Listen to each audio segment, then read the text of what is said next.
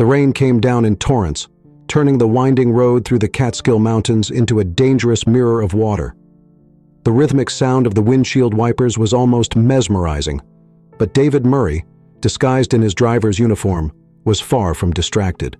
Every fiber of his body was tense, concentrating on controlling the car in the midst of the raging storm, while the weight of his real mission clutched his chest like an invisible anchor. Behind him in the back seat, Simon and Vivian Whitmore were talking in low tones, but loud enough for David to catch every word. The couple were a living image of arrogance, sitting with the rigid posture of someone who is used to looking down on others, even if they were stuck in the same car going through a threatening storm. "It's simply unbelievable," said Simon in an exasperated tone, as he adjusted the cashmere scarf around his neck. "Lucy insists on wasting her time with this charity nonsense, as if that were something worthy of a woman of her position. It's almost a disgrace." "Almost?" retorted Vivian, raising a perfectly drawn eyebrow. She was holding a crystal goblet filled with red wine that was shaking slightly with the bumps of the car. "It's completely shameful. She has every opportunity to redeem our family name, but instead, she prefers to mingle with them." The last word was loaded with disdain, as if it wasn't even worth the effort of being said. David felt his jaw clench, but he kept his eyes fixed on the road. He knew he had to listen. He needed to endure. It was the only way to confirm what he had suspected for weeks. "Did you see how excited she was about that event last week?" continued Vivian, claiming she wants to open a community school, as if she had any idea how to run something like that. If she marries the right man, she'll never have to worry about these ridiculous projects again. Simon nodded, turning his face to look at the rain-slicked landscape. "That's true, and that's why we need to make sure this wedding happens. A man like David Murray doesn't appear twice in a woman's life. He's our ticket back to relevance, an expensive ticket, but an essential one." David felt his heart race. He knew that the Whitmores were in financial difficulties. It was one of the rumors that had led him to go undercover in the first place. But hearing confirmation that they saw Lucy as a piece in their game was different. He felt a wave of indignation run through his body. Lucy was anything but that. A strong, generous, and independent woman. They didn't deserve her. A flash of lightning lit up the road ahead, revealing a dangerous bend surrounded by tall, ominous trees. David adjusted the steering wheel with precision, controlling the car to avoid skidding. The tension in the atmosphere seemed to increase with the intensity of the storm. "You should drive more carefully," Vivian complained, giving him a cold look in the rearview mirror. "We don't want to arrive at our own party soaked, or worse still, dead." "Yes, ma'am," replied David, keeping his voice neutral. He knew that with every word he spoke, he would have to hold back so as not to let his true contempt for these people slip out. He also knew that his mission was working. They completely believed his disguise. "I hope you fix the heating in the house," said Simon. "I don't want the guests complaining about the cold." He turned to Vivian, completely ignoring David. "This party has to be a success. If we don't show that we're still a relevant social force, we'll lose what little respect we have left." "Don't worry," said Vivian, taking a long sip of her wine. "Everything will be perfect. Once this marriage is secured, all our worries will disappear." Once again, David felt his anger rising. They had talked about marriage as a transaction, a strategy to redeem their social position. There was no consideration for Lucy's feelings, or the possibility that she might be falling in love with him for who he really was. A rustling sound interrupted his thoughts. The howling of the wind mixed with the snapping of branches being dragged across the road. David saw something dark on the asphalt ahead and quickly stepped on the brake, gripping the steering wheel tightly. The car skidded slightly before regaining its balance, and the Whitmores clung to the seat supports. "What the hell was that?" Simon shouted, his eyes wide. "Do you want to kill us, you incompetent?" "I'm sorry, sir," David replied calmly, trying not to let his annoyance show. "The road is dangerous because of the storm. There was a branch in the way, but I managed to avoid it." "Well, next time pay more attention," Vivian huffed. "We expect impeccable service, not a horror show." David took a deep breath, concentrating on the road again. Every minute he spent in the car was a test of his patience, but he knew he had to endure it. He was so close to the truth, and nothing would make him give up now. The Whitmore mansion loomed on the horizon, its imposing silhouette standing out against the dark and stormy sky. The lights shone in the windows, but to David, the place seemed more like a fortress of hypocrisy than a home. He knew that the night was just beginning, and that within those walls, more truth would be revealed. As he parked the car at the main entrance, he glanced once more in the rearview mirror. Simon and Vivian were busy adjusting their outfits and making sure they were impeccable for the arrival of the guests. They had no idea that their chauffeur was actually the man they had hoped to manipulate. David switched off the engine and climbed down to open the door for them. As the couple climbed out of the car, protected by umbrellas that he quickly provided, he looked up at the sky and let the rain hit his face for a moment. He needed that split second to pull himself together because the game was just beginning. 6 months before that tumultuous night, David Murray couldn't have imagined that he would be driving a luxury car disguised as a chauffeur to expose the truth about the family of the woman he loved. His world was completely different then, driven by achievement, hard work, and a reputation built on almost superhuman effort. David grew up in Albany, New York, in a small house in the suburbs where every penny was counted, and every meal was the fruit of a lot of sweat. His mother worked exhausting shifts as a nurse while his father, a mechanic, spent his days fixing cars in the garage of the family home. David grew up in this environment, learning from an early age that life was difficult, but also that determination could overcome almost anything.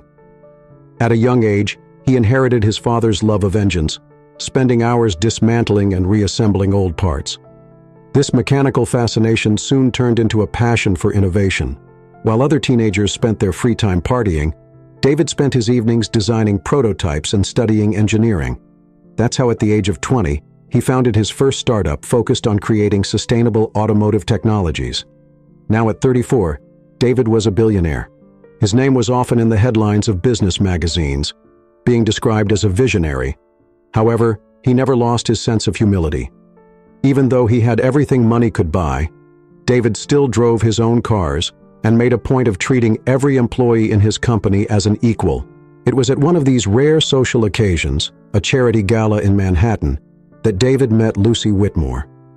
He had attended the event begrudgingly, persuaded by a longtime friend who insisted on the importance of staying connected with influential circles. David had always hated these occasions.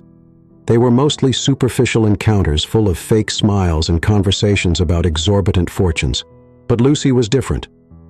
She stood in a discreet corner of the room, observing a work of art with genuine attention, while the rest of the guests circulated with champagne flutes and rehearsed laughter. She was wearing a simple navy blue dress, without the typical exaggerations that David associated with the elite. When he approached her, he was surprised by the sincerity in her voice. "It's beautiful, isn't it?" she said, gesturing to the abstract painting in front of her. "People think art is about aesthetics, but I think it's more about emotion, about what it provokes in you." David, a man used to conversations that revolved around profits and investments, was intrigued. "I agree," he replied, "although it seems that most people here are more interested in the prices of the pieces than in what they represent." She laughed, and that sound was like an unexpected melody. "Exactly. That's why I stay here, away from the crowd. I'm not very good at gala conversations." "Neither am I," he admitted, holding out his hand. "David. Lucy." And so it began. The conversation flowed with surprising naturalness, something rare in David's world. Lucy was intelligent, passionate, and totally oblivious to his identity. While others struggled to impress him with their connections or status, she talked about her desire to help underprivileged communities and open a community school. She had no idea that he was David Murray, the tycoon. To her, he was just a nice man with whom she had found an unexpected connection. Over the next few months, they met frequently. David, fascinated by her authenticity, kept his financial identity a secret. He wanted to be loved for who he was, not for what he had. Lucy, for her part, seemed more and more enchanted by him, and they began to imagine a future together. But there was a problem: her parents. David began to hear rumors. Friends in common mentioned that the Whitmores were in serious financial difficulties. For years, Simon had made disastrous investments, and Vivian, with her compulsion for ostentation, had accumulated exorbitant debts. The mansion where they lived was an empty symbol of a fortune that no longer existed, and according to rumors, they were desperate to use Lucy as a kind of salvation, ensuring that she married a man rich enough to support the whole family. At first, David refused to believe it. Lucy was so different. How could it be possible that she came from such a toxic environment? However, as the rumors became more frequent, he realized that he needed to know the truth. That's when he came up with the plan. By offering himself as a private chauffeur for the Whitmores, a service that had apparently been suggested by a family friend, David hoped to observe Lucy's parents up close. He wanted to see how they treated someone they believed to be of a lower class. More importantly, he wanted to protect Lucy, ensuring that she wasn't manipulated by those who were supposed to love her unconditionally. But the plan was risky. David knew that if he was found out, he could lose Lucy forever. She could interpret his action as a betrayal, an invasion of her privacy. Even so, he was willing to take the risk because deep down, he knew that the truth was more important than anything. That night, as he adjusted his driver's cap and got into his car for the first time, David felt a strange mixture of anxiety and determination. He was about to enter the world of the Whitmores, where every word, every look, and every gesture would be a clue as to who they really were. The day David took on the disguise was a test of his patience and ability to adapt to a hostile environment. His first interaction with Simon and Vivian Whitmore was enough to confirm his worst fears about their personalities. When he arrived at the Whitmore mansion in a freshly polished black sedan, wearing the chauffeur uniform he had had custom-made himself, he was greeted with critical glances and calculated indifference. "You must be the new chauffeur," said Simon, appraising him from head to toe as if he were inspecting a second-hand piece. "Be punctual, discreet, and don't ask questions. Is that clear?" "Yes, sir," replied David, purposely lowering his gaze even though he felt a lump forming in his throat. The way Simon spoke to him was an uncomfortable reminder of the years when David had actually worked as a delivery driver, saving every penny to build his company. He hated being underestimated, but he knew that at that moment, that was exactly what he needed the Whitmores to believe. Vivian appeared next, slowly descending the stairs from the main entrance, as if she were putting on a performance. She was wearing a bright red dress that seemed out of place for a simple stroll, but that seemed to be intentional. She looked at David with an expression of slight disdain, as if she was facing something that needed to be tolerated, not respected. "I hope you know that we work to high standards," she said, gesturing dramatically. "If you're incompetent, we won't hesitate to replace you. Drivers are disposable, after all." David kept his face expressionless, merely nodding. Inside, he felt his anger boiling up. Vivian had said that without even hesitating, as if it were a universal fact. He had met many people like that in his life, individuals who believed that money or status were the only measure of human worth. But to hear it now, knowing that she was Lucy's mother, made it all the more revolting. The first journey under his disguise was to take the Whitmores to a lunch with friends from high society. In the back seat, the couple chatted, oblivious to David's presence, as if he were an inanimate object. This attitude was useful for his plan, but at the same time, a constant blow to his self-control. "The situation is becoming untenable," Simon said in an irritated tone, running his fingers through his gray hair. "Creditors are starting to call the mansion directly. Imagine the embarrassment." "We need to be strategic," replied Vivian with a calculating tone. "Lucy is already completely enchanted by David. All we need is for him to propose. After that, we'll be safe. He's more than capable of supporting us, even with our circumstances." David felt his blood run cold. There it was, undisguised confirmation of what he feared most. It wasn't just about difficult or controlling parents. Simon and Vivian were using Lucy as a pawn in their financial survival plan. It was clear that they didn't see their daughter as a person, but as a solution to their own problems. However, Lucy didn't seem to be aware of this. In all the conversations David had had with her, there was never any indication that she knew how serious her family situation was. He knew she was intelligent, but the Whitmores were masters of dissimulation. And Lucy, with her genuine and generous nature, had perhaps never realized how much her parents manipulated circumstances. After dropping them off at the restaurant, David parked the car and sat behind the wheel, reflecting. Every minute under this disguise seemed like a trial by fire. He knew he had to keep going, but with each new fragment of truth he heard, the weight of his disappointment grew. Later at the mansion, while waiting to take the Whitmores back to the city center, David witnessed another revealing scene.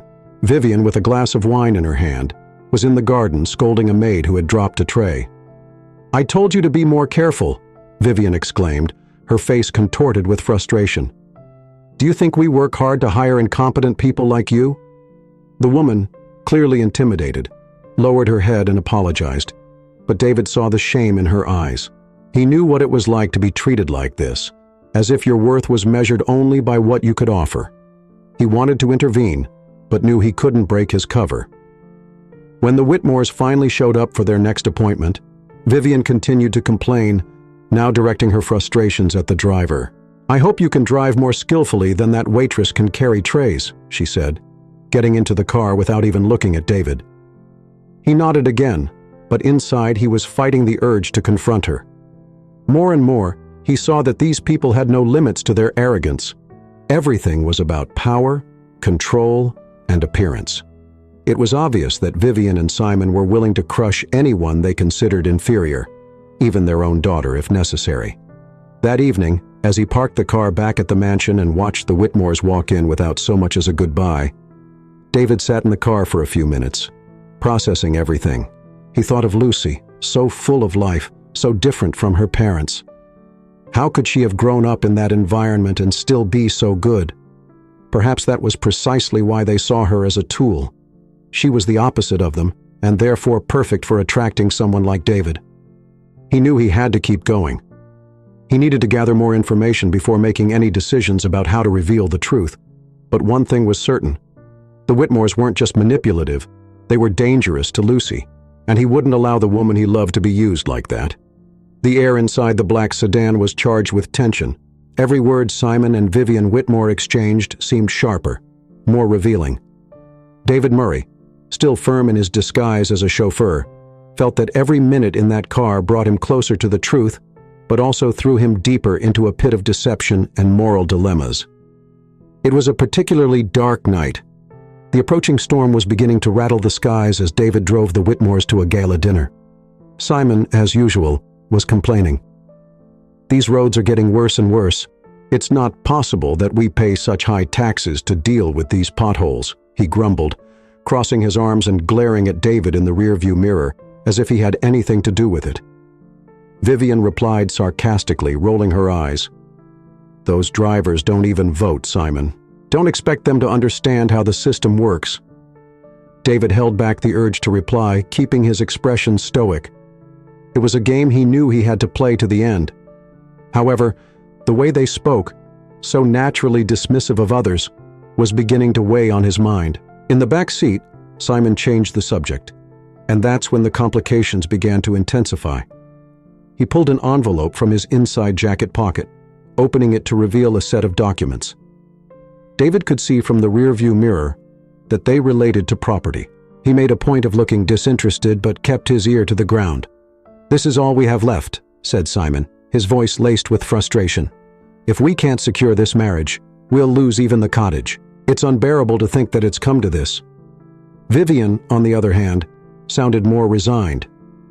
"Then we'll do whatever it takes. Lucy is almost there. She's already completely enchanted by David. Have you seen how she talks about him? It's only a matter of time before he proposes." "And if he doesn't?" Simon retorted, frowning. "If he finds out about our situation before then?" Vivian let out an impatient sigh. "He won't. Lucy has no idea we're in this situation, and she certainly is not going to tell him something she doesn't know. As long as he believes we're a respectable family, he'll feel obliged to protect her, and in the end, to protect us too." These words were like a punch in the gut for David. What he had heard so far had already been terrible, but this confirmed something even worse. The Whitmores weren't just manipulating their daughter. They were willing to use her as bait to ensure their own survival. They were playing a game that David knew was dangerously close to destroying Lucy's trust in him should she discover their espionage plan.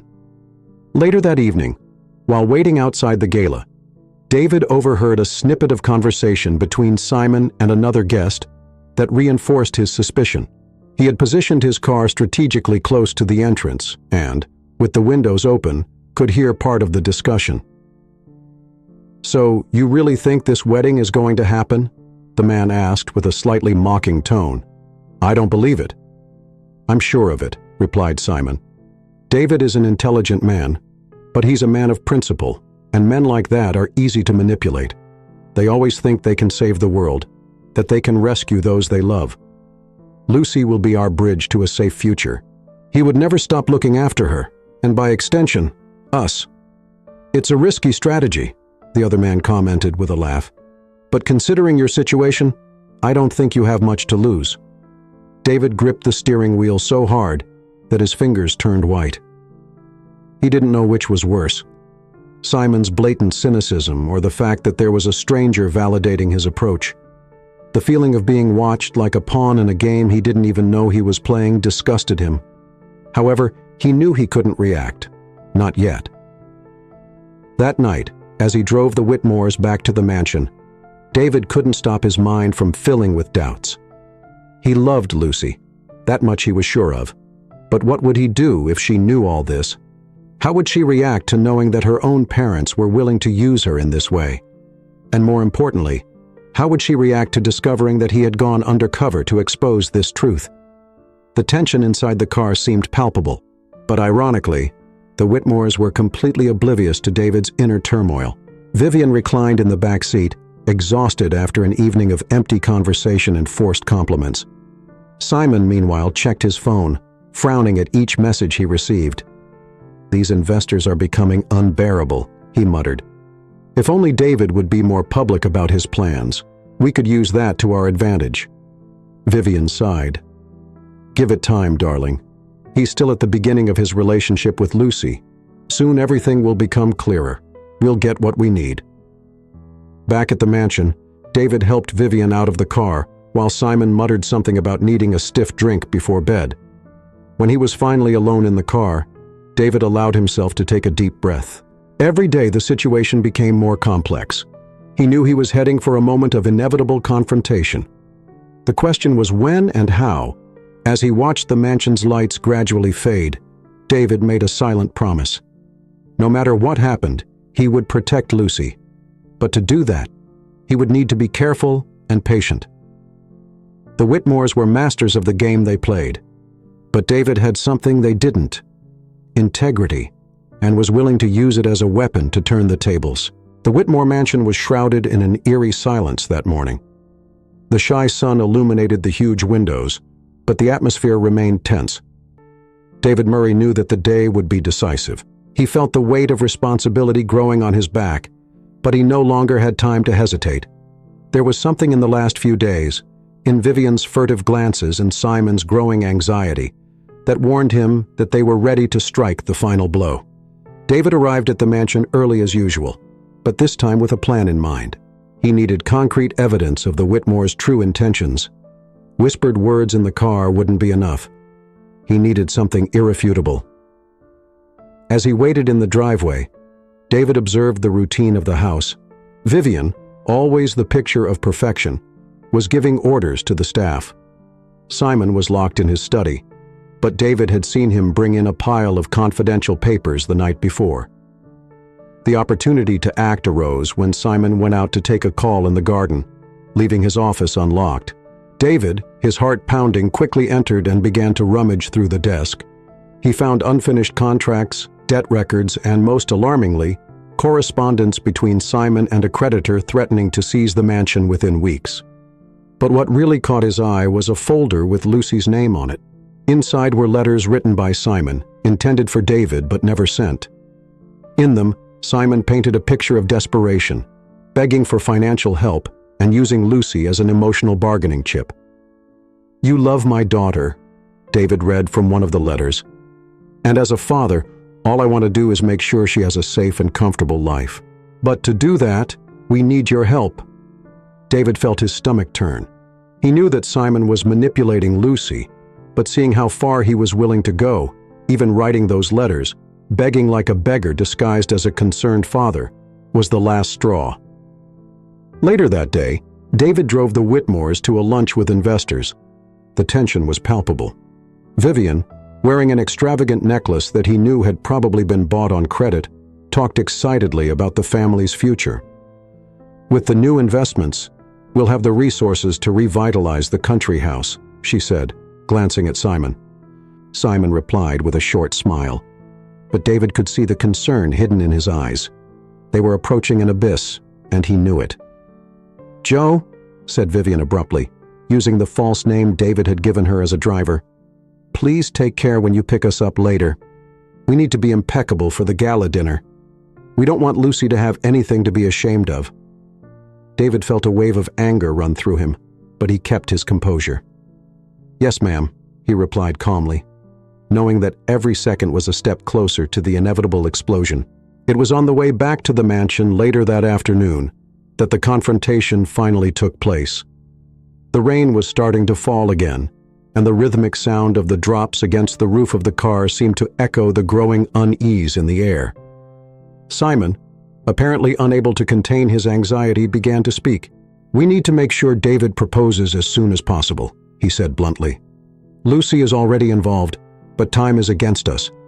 If he finds out about our debts before then, we'll be ruined." Vivian sighed. "Yes, but we have to be careful. We can't look desperate." David, unable to hear anymore, felt the adrenaline take over. He looked through the rearview mirror and met Simon's eyes. "Interesting to hear, Mr. Whitmore," he said calmly, but his voice carried an unmistakable firmness. The silence in the car was instantaneous. Vivian and Simon exchanged alarmed glances. "What do you mean?" Simon asked, trying to keep his composure, but his voice was louder than usual. David parked the car in the driveway and turned off the engine. He slowly turned to face them, taking off the cap that was part of his disguise. "I mean, maybe you should know who's really driving this car." Vivian turned pale. Simon, on the other hand, seemed to freeze, unable to process what was happening. "I'm David Murray," he said, his voice as sharp as steel. "And yes, I came here to find out the truth because, contrary to what you think, I don't make decisions blindly. And now I know exactly what kind of people you are." The tension exploded like lightning inside the car. Vivian tried to regain her composure, but her words came out shaky. We were just trying to protect our family." "Protection?" David interrupted, his voice rising for the first time. "You were using your own daughter as a bargaining chip. That's not protection. It's selfishness, and it's unforgivable." Simon tried to defend himself, but David held up his hand. "I don't want to hear anymore. You took advantage of Lucy's kindness, of her trust, and worst of all, she has no idea what you're doing." The rain was now coming down in full force, and the sounds of thunder seemed to accompany the confrontation. Vivian, finally unable to keep up the facade, began to cry. "Please don't tell her," she begged. "Lucy wouldn't understand, and she'd never forgive us." David was silent for a long moment. Finally he said, "Lucy deserves to know the truth, and she will, but not from you." Without saying another word, he got out of the car and walked into the mansion, leaving the Whitmores behind in the rain and chaos they had created. The rain fell like a liquid curtain over the Whitmore mansion, but inside its imposing walls, an even bigger storm was about to explode. David Murray crossed the entrance hall with firm steps, his wet shoes marking the spotless marble floor. He carried an unwavering determination in his eyes. There was no more room for doubt or hesitation. Lucy was in the main hall with a book in her hands, sitting in an armchair near the fireplace. The warmth of the fire contrasted with the chill David felt inside. She smiled when she saw him enter, but her smile faded when she noticed the grave expression on his face. "David," she asked, getting up. "What happened? Are you all right?" Before David could answer, Simon and Vivian rushed through the front door, still shaking nervously. Vivian tried to smile, but her attempt to look carefree was miserably false. Simon, for his part, looked like he was about to explode but maintained a facade of control. "Lucy." Vivian began, ignoring David completely. "Darling, we need to talk to you about something important." Lucy frowned, confused. "What's going on?" David held up his hand to interrupt Vivian before she could say anything else. His voice was firm but charged with emotion. "No, they won't tell. I will." Lucy looked from one to the other, her confusion growing. "Can someone please explain to me what's going on?" David took a deep breath. "Lucy, there's something you need to know about your parents and about me." He hesitated, feeling the weight of the words about to be spoken. "I'm not who you think I am. I'm not just David Murray, the man you're dating. For the last few weeks, I've been disguising myself as your family's chauffeur in order to understand what's really going on here." Lucy's eyes widened. Disbelief etched across her face. "You what? You disguised yourself? Why?" Before David could answer, Simon exploded. "He did it because he doesn't trust us. He's trying to paint us as villains when all we did was protect you." David turned to him, his anger finally boiling over. "Protect?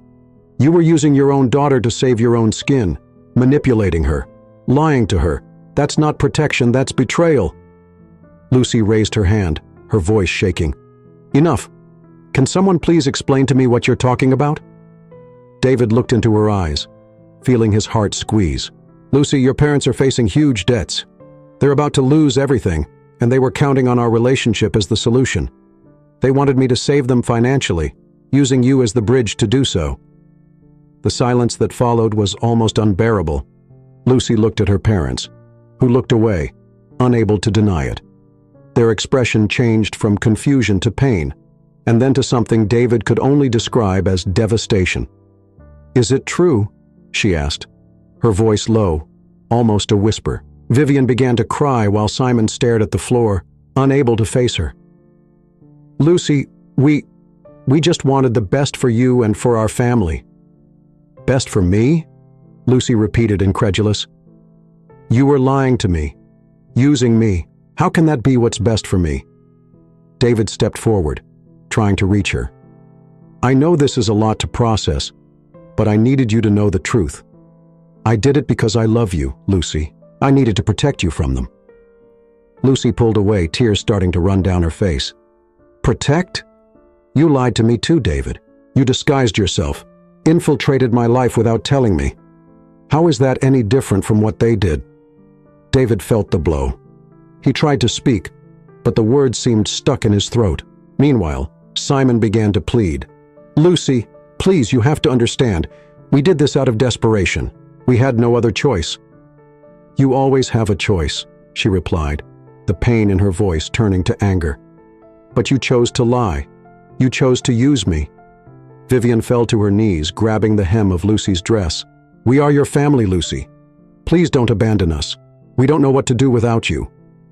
Lucy took a step back, her gaze now full of determination.